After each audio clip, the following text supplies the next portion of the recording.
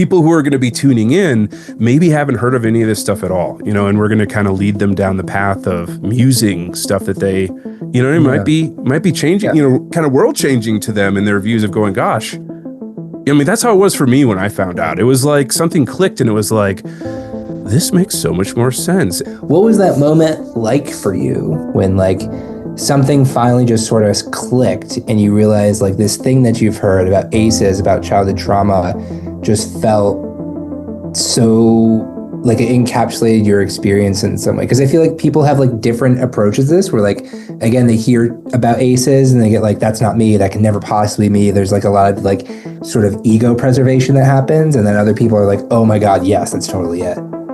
There was a lot of resistance at first, in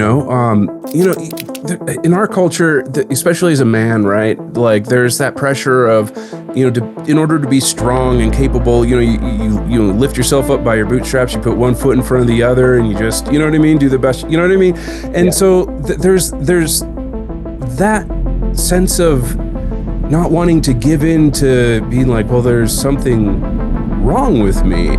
I remember being at my keyboard and and writing this stuff and it hitting me of just is this story about mental illness? And my dog, Otis, who was a huge bull mastiff and really a therapy dog for me, he could sense it. He came and he held me down. He got on me. I cried so hard, man. And I just remember saying out loud, am I going to be one of those people? It's let me tell you my cautionary tale. And I felt shame.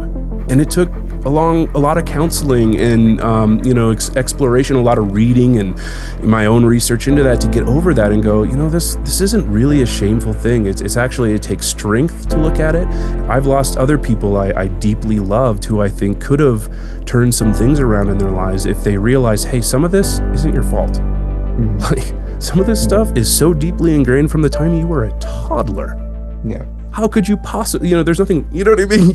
You're navigating something you don't even fully understand. And if you did, and you could see it, well, you could take self-responsibility and really be able to make that choice instead of just going through this pattern.